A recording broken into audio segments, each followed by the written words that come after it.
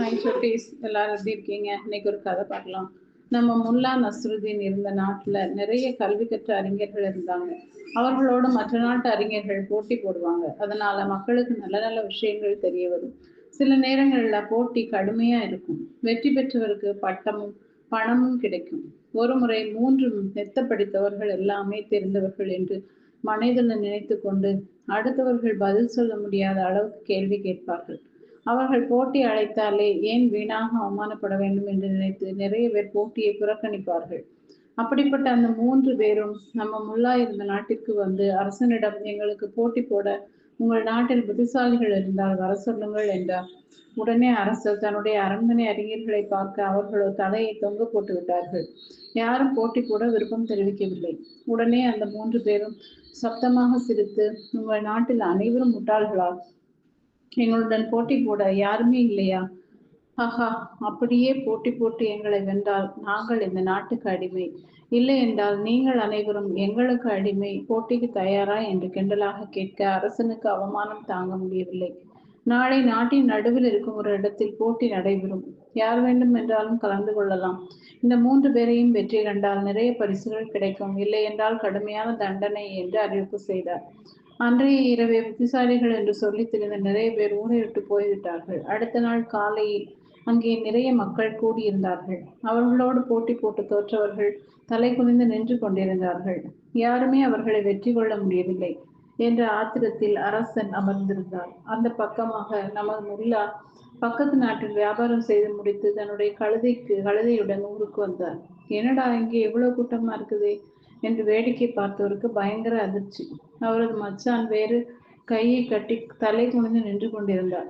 மக்களிடம் என்ன இது என்று கேட்டு தெரிந்து கொண்டார். மச்சானின் தொந்தரவு இனி இருக்காது என்று நினைத்தார். சிறிது நேரத்திலேயே தன் நாட்டு மக்கள் யாருமே பதில் சொல்லவில்லை. அப்படி செய்தால் தன் நாட்டின் பெருத்த அவமானமாகுமே என்று நினைத்ததோடு இல்லாமல் அந்த அறிஞர்களுக்கு தக்க பதிலடி கொடுக்க வேண்டும் என்று நினைத்தார். தன்னுடைய கழுதையோடு கூட்டத்தின் நடுவே சென்று அரசனை பார்த்து வணக்கம் சொல்லிவிட்டு தான் போட்டியிடப் போவதாக சொன்னார். அரசனும் சரி என்றார்.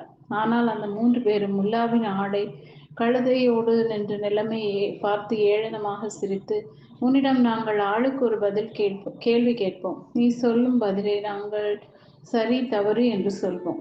அப்படி நாங்கள் பதில் சொல்லவில்லை என்றால் உனக்கும் இந்த நாட்டுக்கும் அடிமை. நீ தோற்றதாக இந்த நாடும் மற்றவர்களும் நீயும் வாழ்நாள் முழுவதும் எங்களுக்கு அடிமை. முல்லா, அதெல்லாம் சரி, கேள்வியை கேளுங்கப்பா, சீக்கிரம் வீட்டுக்கு போகணும். அறிஞர் முல்லாவிடம் இந்த உலகின் மைய இடம் எது என்று கேட்டார். அதற்கு முல்லா, என் கழுதை நிற்கும் இடம்தான் உலகின் மையம் அப்படின்னு சொன்னார். இந்த அறிஞர், அதை உண்மை என்று நிரூபியுங்கள் பார்க்கலாம் என்றார். உடனே முல்லா, அது உங்க வேலை, நான் சொன்னது தவறு என்று நிரூபியுங்கள். உலகை அளந்து பாருங்கள், அப்போது என் கழுதை நிற்கும் இடம் உலகின் மையம் என்று தெரியும் என்றார்.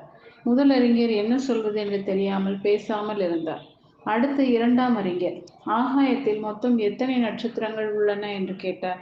அதற்கு முல்லா, என் கழுதையின் உடலில் எத்தனை உரோமங்கள் இருக்கின்றனவோ அத்தனை நட்சத்திரங்கள் ஆகாயத்தில் உள்ளன, வேண்டுமென்றால் எண்ணி பாருங்கள் என்றார். 2ஆம் அறிஞர் பேசாமல் இருந்து விட்டார். 3வது அறிஞர் முல்லாவிடம், மக்கள் கடைபிடிப்பதற்காக சான்றோர்கள் வகுத்த நெறிகள் எவ்வளவு என்றார்.